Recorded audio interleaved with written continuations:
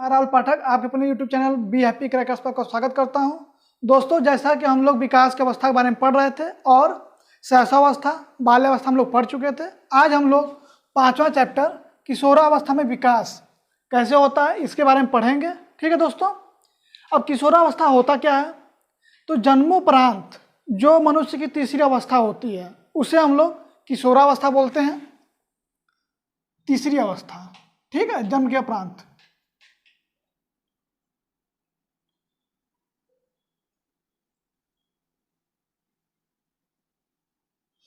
ये तीसरी अवस्था है और इसे संधि भी माना जाता है। संधि क्यों माना जाता है? क्योंकि बाल्यावस्था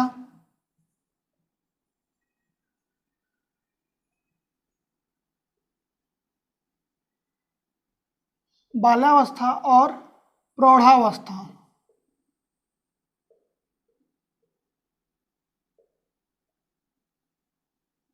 दोनों को जोड़ने का काम किशोरावस्था करता है। ठीक है, यह संधि होता है। चूंकि संधि कहीं भी हो तो वहाँ पर समस्याएं होती हैं। ठीक है दोस्तों, तो ये अवस्था भी जो है समस्यात्मक अवस्था कहलाती है इसी कारण। और बाल्यावस्था किशोरा और प्रौढ़ावस्था के बीच की अवस्था है जब यह संधि होता है। चूंकि इसका आयु क्या होता है हम लोग ये जानते हैं, तो इसका आयु जो है 12 से लेकर 18 वर्ष तक। पर यह कई जगह जलवायु कारण और वहाँ की व्यक्तिगत विभिन्नता कारण कम बेसी हो सकता है, लेकिन नॉर्मल तौर से हम लोग 12 से 18 वर्ष के अवस्था को किशोरावस्था बोलते हैं। ठीक है दोस्तों, अब हम लोग देखते हैं किशोरावस्था का अंग्रेजी क्या है। ये शब्द किससे मिलकर बना है? तो किशोरावस्था को हम लोग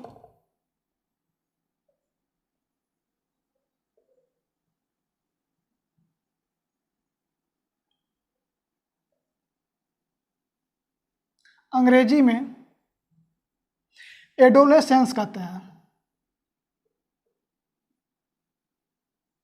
एडोलेसेंस,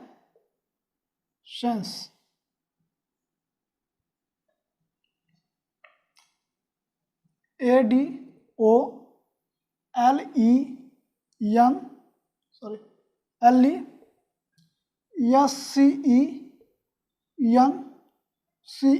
ठीक है, एडोलेसेंस।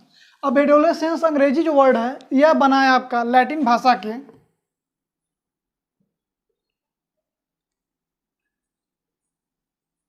एडोलेसियर से।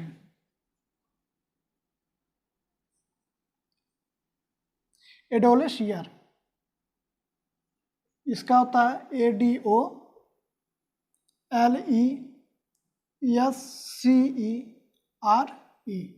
ठीक है, एडोलेसियर। चूंकि ये लैटिन वर्ड है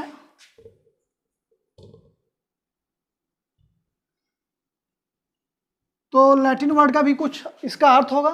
तो इसका जो अर्थ होता है वो होता है परिपक्वता की ओर बढ़ना।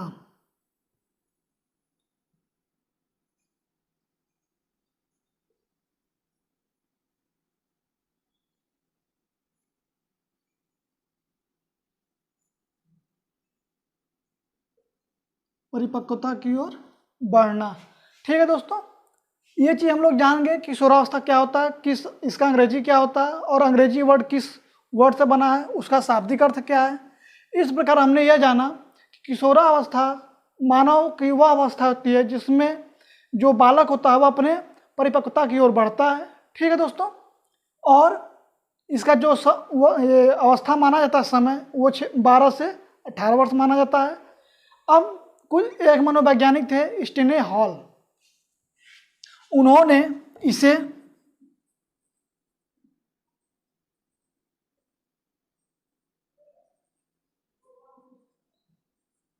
तूफान, संघर्ष और तनाव की अवस्था माना है। ठीक है, ये कई बार पूछा भी है कि किस वैज्ञानिक ने कहा था कि किशोरावस्था तूफान, संघर्ष और तनाव की अवस्था होती है। तो वो हमारे स्टैनले हॉल थे। इन्होंने ये चीज़ क्यों कहा? इसलिए कहा था क्योंकि बाल्यावस्था में जो बालक होता है वो बालक होता है, ठीक, और जब प्रौढ़ावस्था पहुंचता है तो वो पूर्ण रूप से परिपक्व एक मनुष्य होता है। लेकिन जो किशोरावस्था है, इस अवस्था में न तो वो बालक रहता है और न ही पूर्ण रूप से मानव बन पाता है, ठीक है। इसमें आधा वो बालक रहता है, आधा प्रौढ़ बनना कोशिश करता है। अब हम लोग आगे चलते हैं, आगे हम लोग पढ़ेंगे किशोरावस्था की विकासात्मक विशेषताएं। दोस्तों, जैसा कि हम लोग अभी देख रहे हैं किशोरावस्था की विकासात्मक विशेषताएं, ठीक है, कुछ विशेषताएं हम लोग लिखे हुए हैं और इस पर चर्चा करते हैं। पहला विशेषता है कि शारीरिक विकास। अब चूँकि हम लोग पढ़े थे शैशवावस्था और बाल्यावस्था में शारीरिक विकास कैसे होता है, तो अब हम लोग ये जानते हैं कि किशोरावस्था में शारीरिक विकास कैसे होता है। किशोरावस्था में क्या होता है, जो बालक होते हैं, ठीक है, उनको बालक जो होते हैं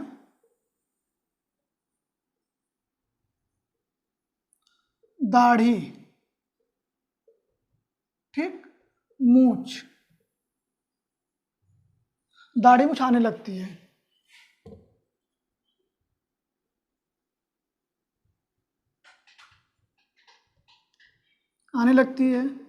और जो लड़कियां होती हैं उनका वक्षस्थल बढ़ता है,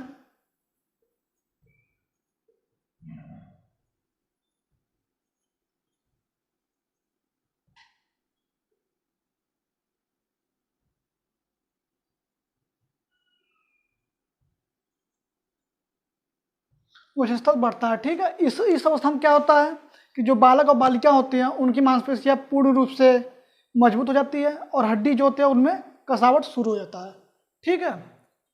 उन लोग का शरीर की हाइट जो होती है, लंबाई, वो जितना बढ़ना होता है किशोरावस्था में ही बढ़ता है। किशोरावस्था के बाद ना शरीर की हाइट बढ़ती है और ना हड्डियों की संख्या बढ़ती है।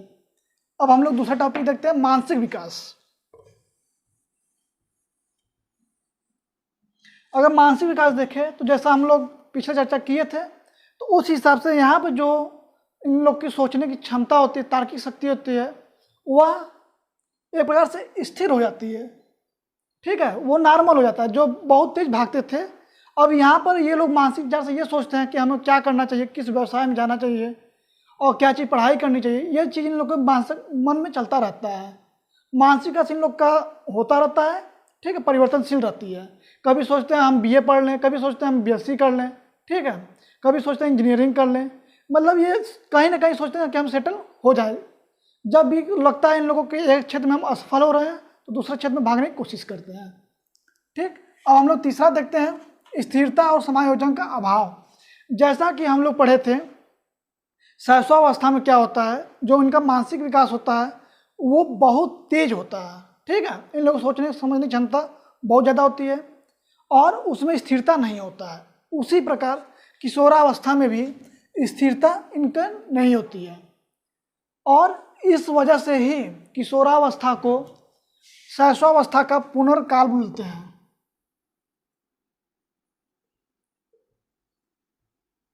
शैशवावस्था का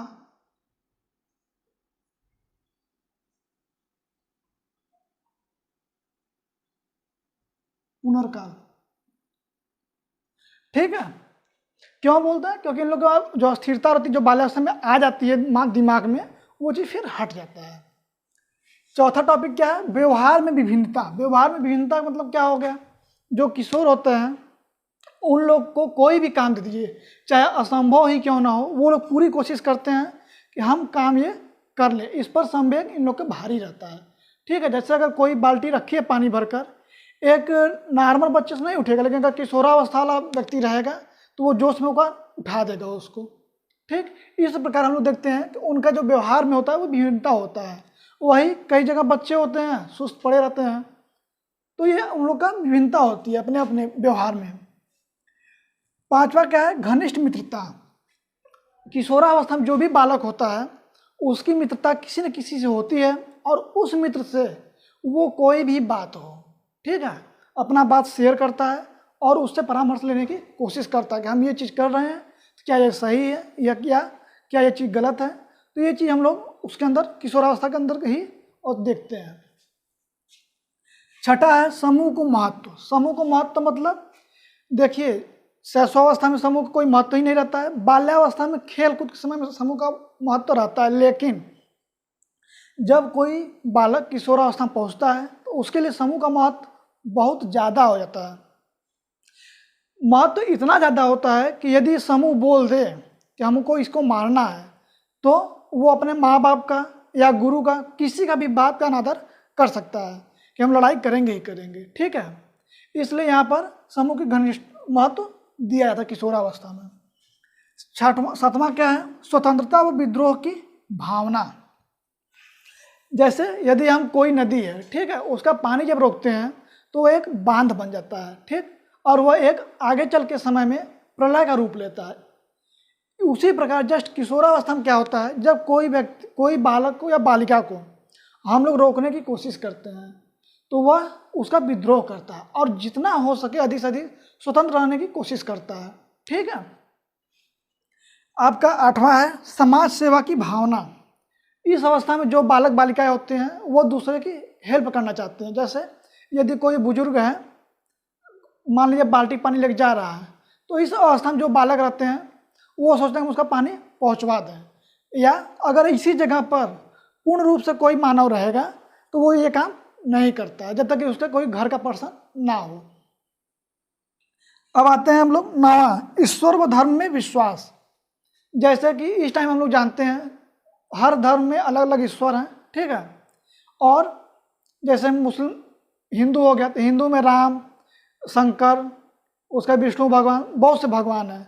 ऐसे ही अगर हम लोग जाते हैं मुस्लिम संप्रदाय में तो उसमें अल्लाह को माना जाता है सर्वोपरि, ठीक है। या सिख में जाते हैं तो उसमें गुरु साहिब माना जाता है। या अगर ईसाई धर्म में जाते हैं तो उसमें हम लोग यीशु को मानते हैं। और हर जगह का जो पूजा स्थल होता है अलग अलग होता है। जैसे हिंदू में मंदिर होता है तो मुस्लिम में मस्जिद होता है, या सिख में गुरुद्वारा होता है, और ईसाइयों में चर्च घर होता है, ठीक है।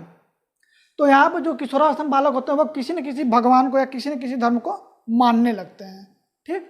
और 10वां है वीर पूजा की भावना।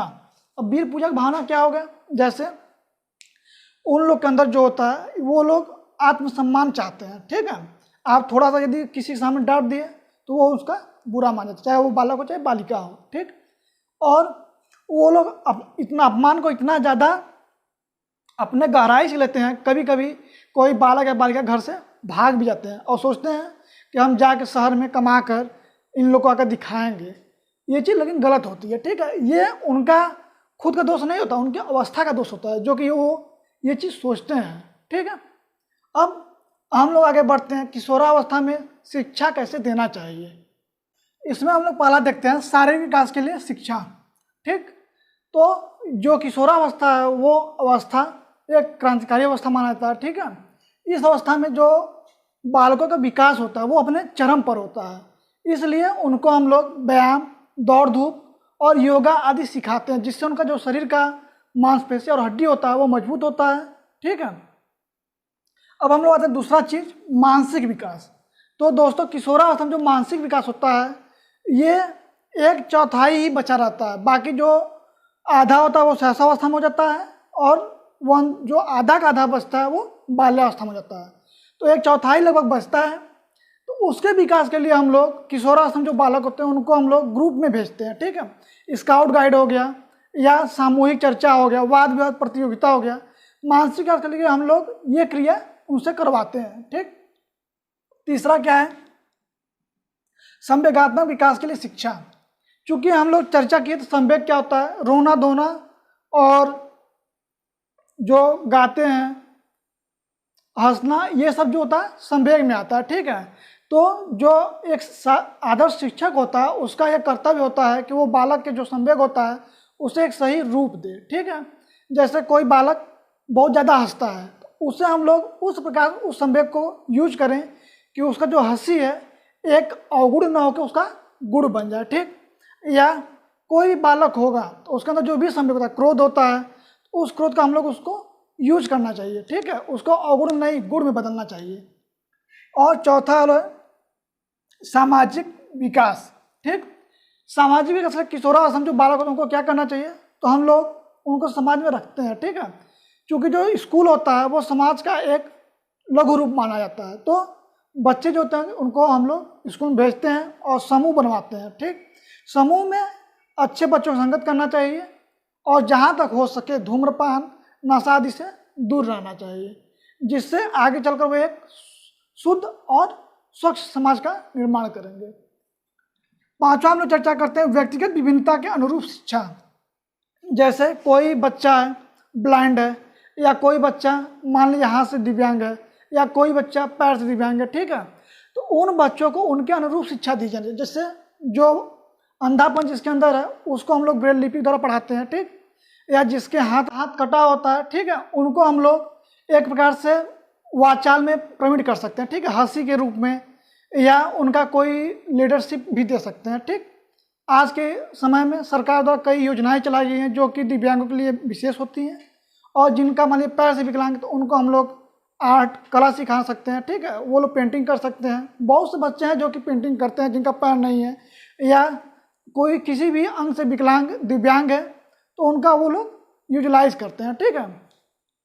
अब हम लोग आते हैं छठा, धार्मिक और नैतिक विकास के लिए शिक्षा।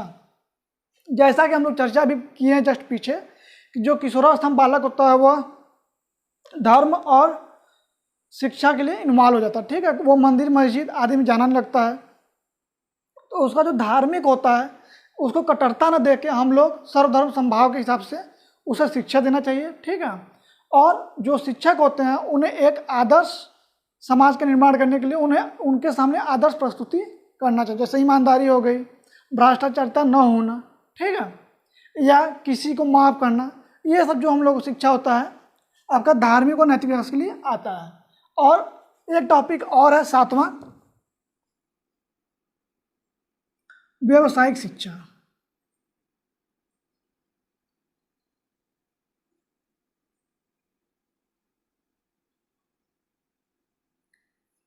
व्यावसायिक शिक्षा दिया जैसे किशोरावस्था में जब बालक कोई पहुंचता है तो ये मांग चलिए कि वो लगभग 10 कक्षा या 12 कक्षा पास कर लेता है, ठीक है। कोई कोई ग्रेजुएशन भी क्लास पास कर लेता है।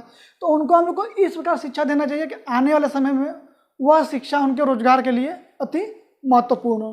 दोस्तों, यदि यह क्लास अच्छा लगा हो तो सब्सक्राइब करें, लाइक करें और अधिक से अधिक दोस्तों के साथ शेयर करें। धन्यवाद।